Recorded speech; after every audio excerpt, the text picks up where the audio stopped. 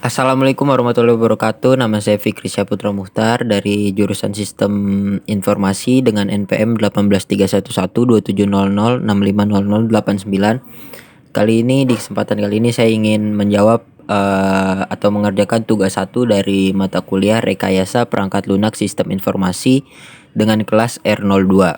Dengan soal yaitu ringkasan dari SDLC, dari Planning, Analisis, Design, Implementation, dan referensinya wajib menggunakan jurnal. Di sini saya sudah mendapatkan jurnal dan saya ringkas. Semoga bisa menjawab semua pertanyaan. Dengan judul jurnal yaitu penerapan metode SDLC Waterfall dalam pembuatan sistem informasi akademik berbasis web.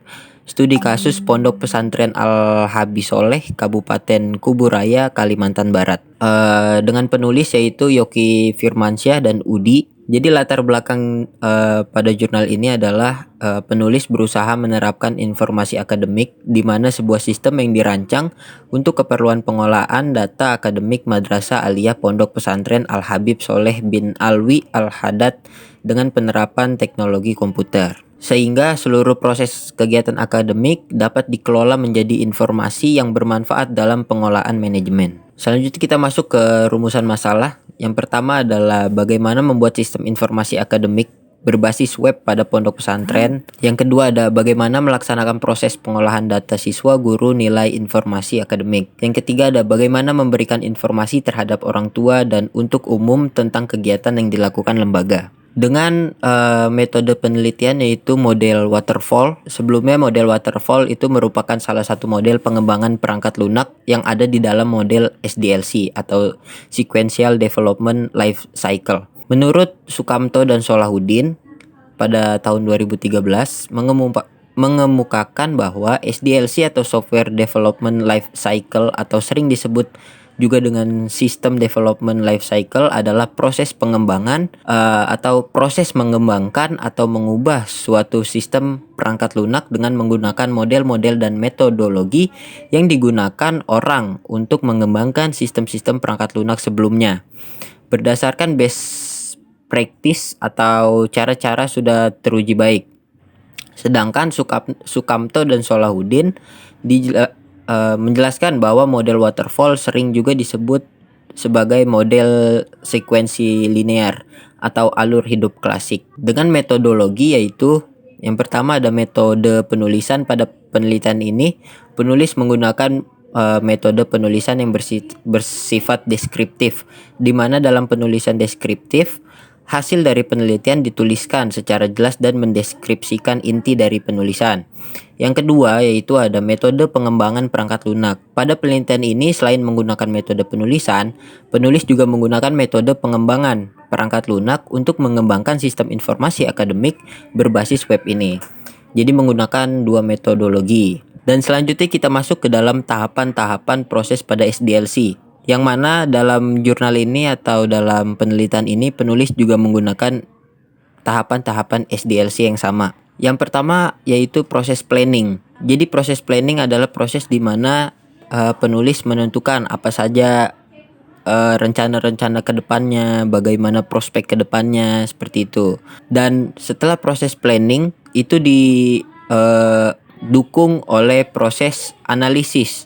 Nah, proses analisis ini adalah tahap di mana penulis mulai menganalisa apa saja kebutuhan dari sistem, mulai dari kebutuhan fungsional sistem maupun kebutuhan non-fungsional dari sistem. Setelah dua itu dijalankan, maka tahap selanjutnya yang harus dijalankan yaitu tahap desain.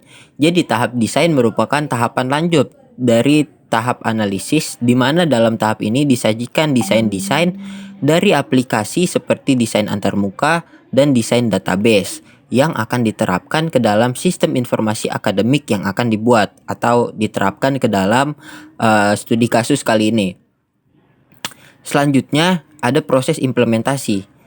Di dalam proses implementasi ini ada yang namanya proses pengkodean. Nah, pada tahap ini penulis menerapkan atau mengimplementasikan desain database serta desain antarmuka ke dalam bahasa pemrograman, di mana bahasa pemrograman yang dipakai adalah menggunakan bahasa PHP untuk studi kasus kali ini. Dan tahap yang terakhir setelah implementasi, setelah desain, setelah semuanya sudah dilakukan, yaitu proses pengujian.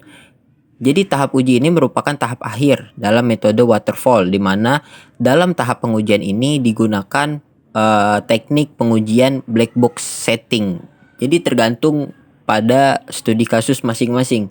Kebetulan di studi kasus kali ini menggunakan teknik pengujian black box testing. Nah, selanjutnya kita masuk ke dalam tahap analisis kebutuhan perangkat lunak. Yang pertama itu ada kebutuhan fungsional. Tahap kebutuhan fungsional ini diperlukan untuk mengidentifikasi apa saja yang dibutuhkan dan diinginkan oleh pengguna dari aplikasi sistem informasi akademik pada studi kasus kali ini. Macam-macam fungsionalnya itu sebagai berikut. Ada yang pertama itu ada admin. Admin membutuhkan username, password, dan sebagainya untuk bisa login. Dan terus menambahkan admin. Untuk menambahkan data admin user membutuhkan nama admin, username, password, dan foto untuk disimpan ke database. Yang ketiga ada menambahkan data guru. Untuk menambahkan data guru, user membutuhkan kode guru, NIP, nama guru, jenis kelamin, alamat, telepon, status, foto, password, dan mata pelajaran yang diambil agar bisa disimpan ke dalam database. Selanjutnya ada menambahkan data wali kelas. Untuk menambahkan data wali kelas, user membutuhkan nama guru, kelas, username, dan password agar bisa disimpan ke database. Selanjutnya ada menambahkan data siswa. Untuk menambahkan data siswa, user membutuhkan kode siswa, nama siswa, NIS, NIK, jenis kelamin, tempat lahir, tanggal lahir, alamat siswa, nomor telepon, foto, nama ayah, nama ibu, alamat orang tua, pekerjaan ayah, pekerjaan ibu, nomor telepon, nama wali, dan alamat wali agar bisa disimpan ke database. Nah, kebutuhan fungsional yang kedua yaitu guru. Untuk mengisi nilai siswa, guru harus login terlebih dahulu dengan menggunakan username dan password yang telah diperolehnya dari admin. Setelah itu, guru akan masuk ke dalam sistem, yaitu ke halaman guru. Yang di dalam halaman guru terdapat menu masukkan nilai untuk mengisi nilai sesuai kebutuhan guru. Kebutuhan fungsional selanjutnya yang ketiga adalah siswa. Untuk mengetahui nilai dan informasi, siswa harus login terlebih dahulu menggunakan NIS sebagai username dan tanggal lahir sebagai password agar dapat masuk ke dalam sistem. Yang keempat yaitu ada wali kelas. Untuk memasuki sistem, wali kelas membutuhkan username dan password untuk dapat masuk ke halaman wali kelas. Setelah login, wali kelas hanya dapat memberikan informasi yang dapat tampil di setiap masing-masing halaman beranda siswa setelah siswa melakukan login sesuai status wali kelas. Selain ada kebutuhan fungsional, tentu saja ada kebutuhan non-fungsional.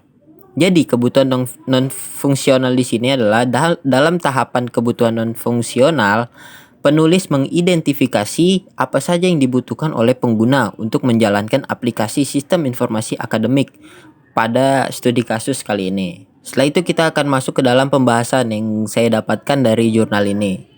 Jadi pembahasan yang sudah saya tulis atau kesimpulan yang sudah saya tulis yaitu yang pertama ada metodologi SDLC sangat enak dipahami dan digunakan terutama dalam proses pembuatan sistem informasi.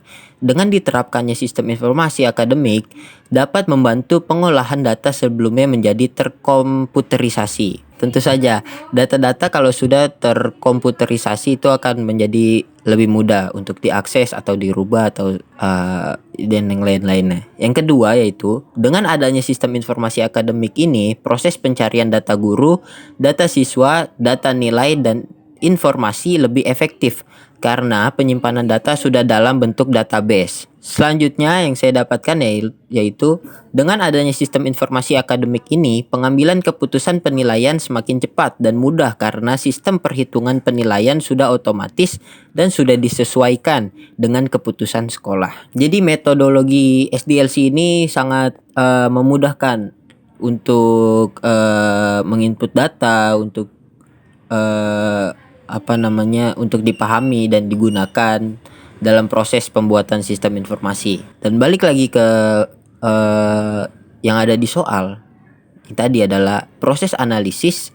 Itu adalah tahap penulis memulai analisa apa saja kebutuhan dari sistem seperti itu.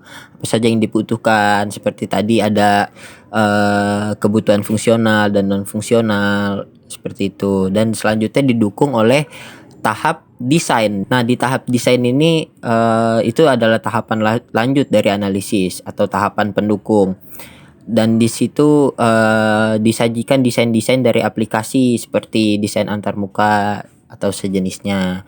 Selanjutnya ada proses implementasi. Di situ ada proses pengkodean seperti itu. Dan yang terakhir adalah proses pengujian. Nah, mungkin segitu saja yang bisa saya sampaikan. Kurang lebihnya mohon dimaafkan. Wabillahi taufik walhidayah. Wassalamualaikum warahmatullahi wabarakatuh.